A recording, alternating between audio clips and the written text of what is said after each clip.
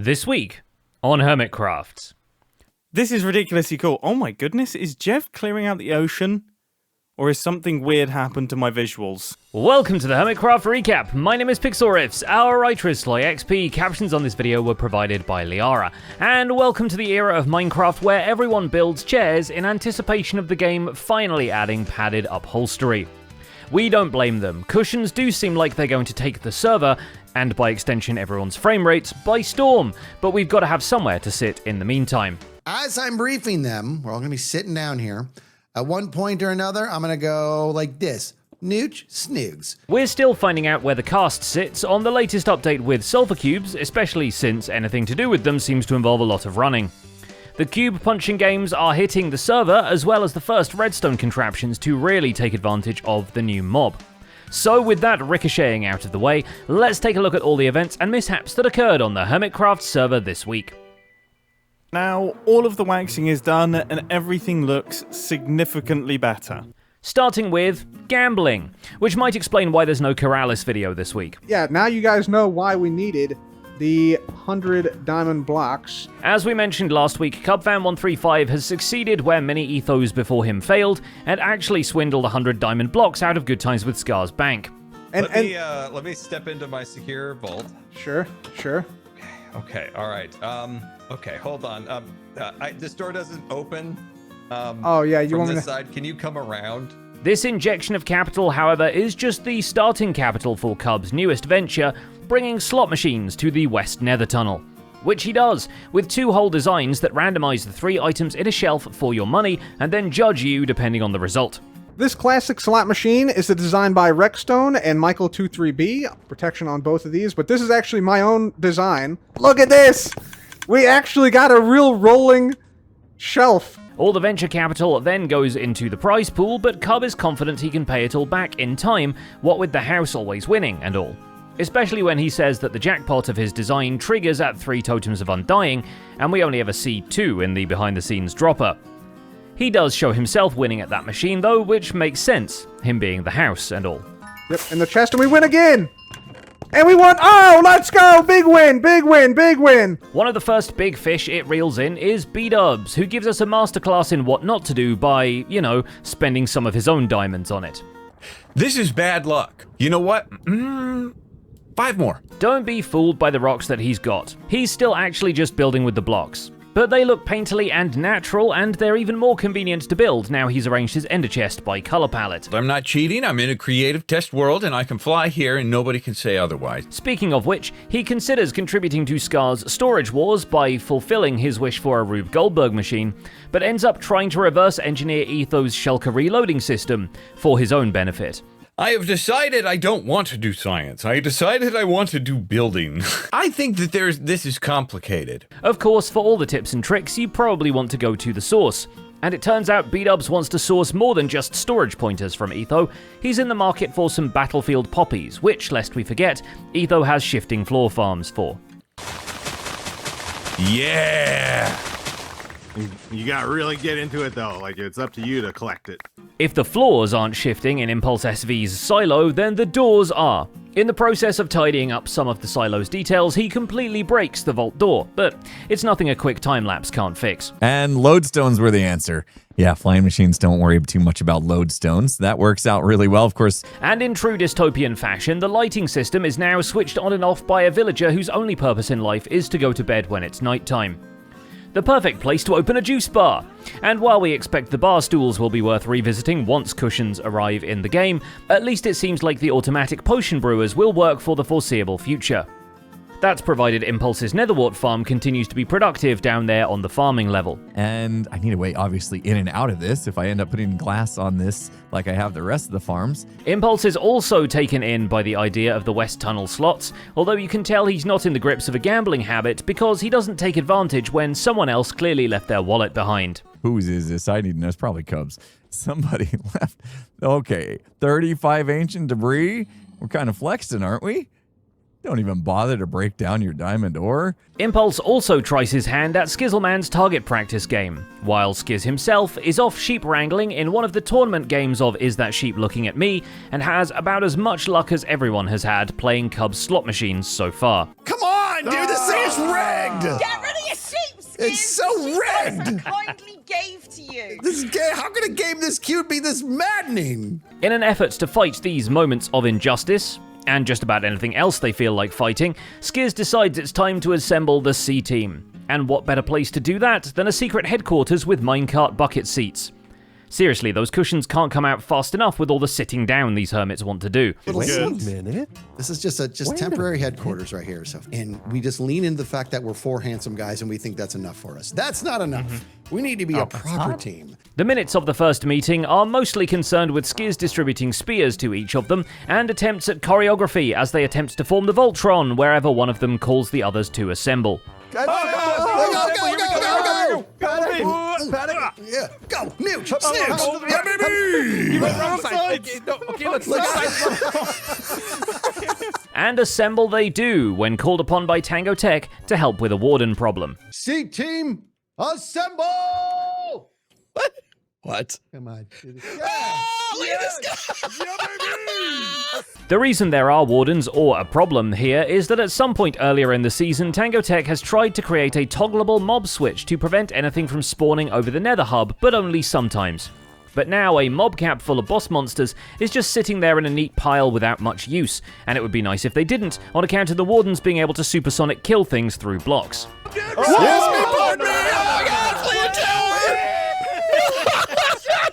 What was that? The wardens at Decked Out 3, however, have way too little to do, actually, since they're there to provide the blindness effect, and the map is too dark to see in the first place. Much to the delight of YouTube compression, Tango explores the options for hidden artistic lighting when he begins his work on the slums district of the minigame village of Greywick, which will be quite tricky to get to because the first thing he built is a collapsed bridge. I mean, right? I think that worked. Yeah, so that's the engaged version. Now they can boop across that. And then when I signal it again, and now that'll be like right at water level, so it doesn't do them any. The important landmark here is the Bramble and Bones shop that will be a hotspot for buying and selling materials that the players will be able to craft into relics, the special items that player teams will be able to equip to upgrade their characters or otherwise alter the run of the dungeon. But also the River of Sewage is an important landmark. Do the thing with the... What? What's happening right now? I click this block. What?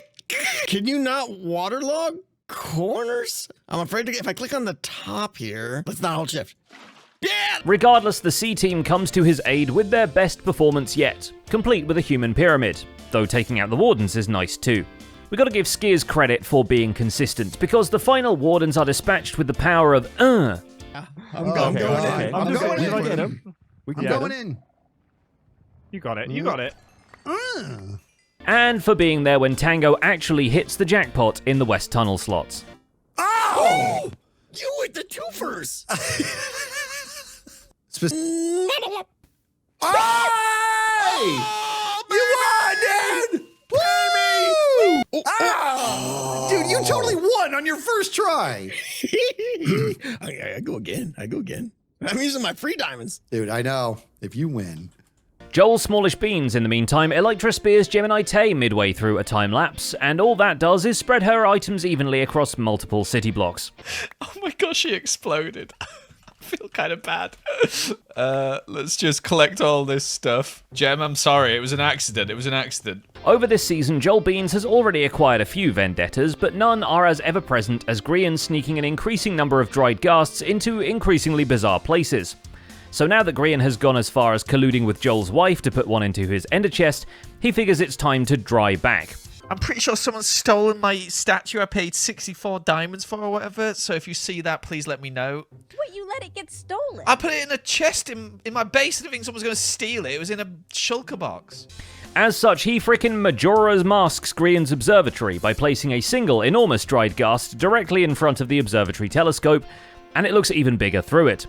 Joel also fills it with happy ghastlings for good measure, so now it's screaming. Mute. Yes. Nice and quiet. Oh my gosh, this is ridiculous. Joel's own base, in the meantime, has grown a full wall, establishing just how big the final version of Beans Manor is going to be, and that he too is now available for sniping midway through working on his roof. Look at that, like the mountain which isn't finished. The back of this build isn't finished.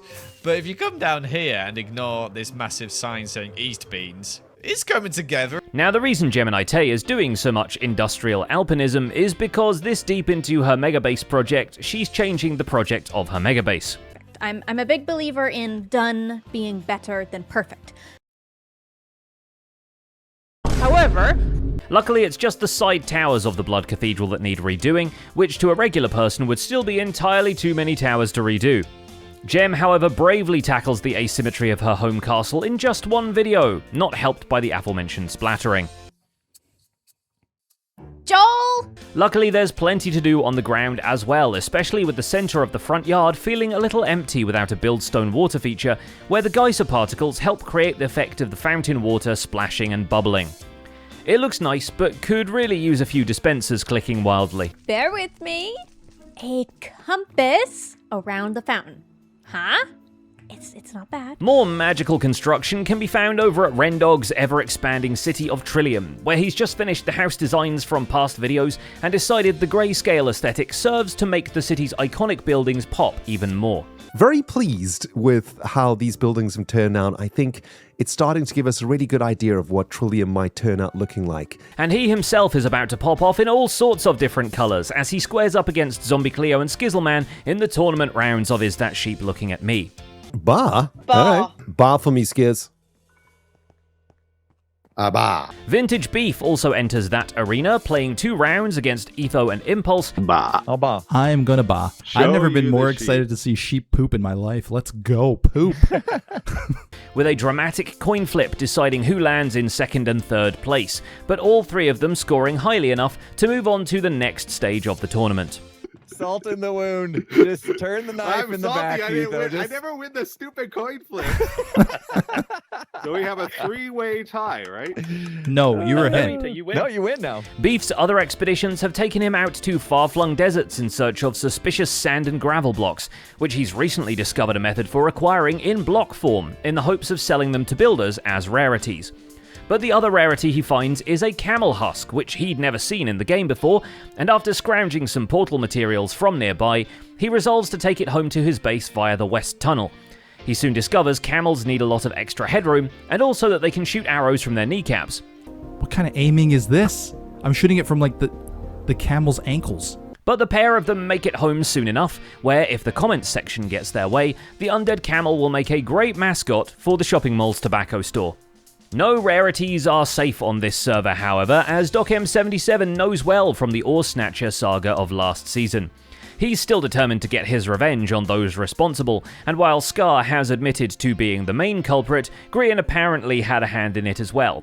Or at least that's Doc's excuse for pinching some of the gilded blackstone from Grian's observatory apparatus. But you guys really, go easy targets. I have to say that. What? I'm not the only one with devious ideas. Doc's main project this week is building a sulfur cube billiard table out in the ocean near his base, using an ice surface covered by wool carpets and some coral-infused sulfur cubes to represent each of the billiard balls. Ooh. Oh! I definitely recommend using the gentle tapping as much as possible, because, yeah, that's... He invites Skiz over to playtest, and Skiz immediately gets points from us by opening the game with a Linkin Park reference. One step closer to the edge. Okay. I'm about to break! He gets points from the game by being the one to pocket the designated 8 cube, although there are some pretty neat trick shots along the way. We could say the same for XB Crafted, who builds a football field in the outer perimeter of his base, but with rounded edges, because that's fashionable in the Copper District's architectural style. Sadly, this means we don't get the same satisfaction as when the DVD player screensaver hits exactly in the corner. But we do get just as much bouncing off the walls, because the physics make it quite difficult to defend your goal unless you bank it in first, and after testing with Impulse, XB decides to add pinball-esque barriers to the field which bring more finesse to the game and subtly obscure your opponent's next move. So this is the thing, you know where I'm gonna shoot it. You're ready for it already. You're just looking at me. I see you moving up there like... By the time Etho comes by for a second playtest, the goals also have stone in the floor around them instead of ice, making for a much more balanced experience and much less scoring from the far end of the field. Oh, are you giving me a freebie? And finally, there's Mumbo, Mr. Jumbo, we're connecting up with you today! who is back from his hiatus, having moved to France. But if he needs to get home quickly, at least there's a piggy zipline he can use. All right, everybody, check it out. We got ourselves the monorail done now. With the sound effects as well, you know, that's something that I've been thinking about. Voila, look how fast we go, too. We go actually quite quickly. Might be the most satisfying thing I've ever used. Naturally, you can take the man out of England, but... geysers! We have erupting geysers. all of his copper will still oxidize while he was gone. Surprisingly, though, my reeds seem to be completely unaffected. Surprising. How very surprising indeed. And as he goes back to adding new settlements of people scraping together a life away from their robot overlords in the lower streets, he considers what flavor of capitalist dystopia he's interested in building. Even in this post-scarcity economy, he's still concerned about the material cost of the skyscrapers he's planning, as he does more creative mode design work and realizes he might need 40,000 bone blocks for the tallest tower. Considering the server does have a pretty accurate model of how many bones are in the human body, you'll need more than the C team to assemble that one. And that's about it for this week's recap. Our writer is LoyXP and my name is Pixel Riffs. Captions on this video were provided by Liara. Don't forget to leave a like while you're still here and subscribe so you won't miss future recaps. Thanks for watching, and we'll see you next week.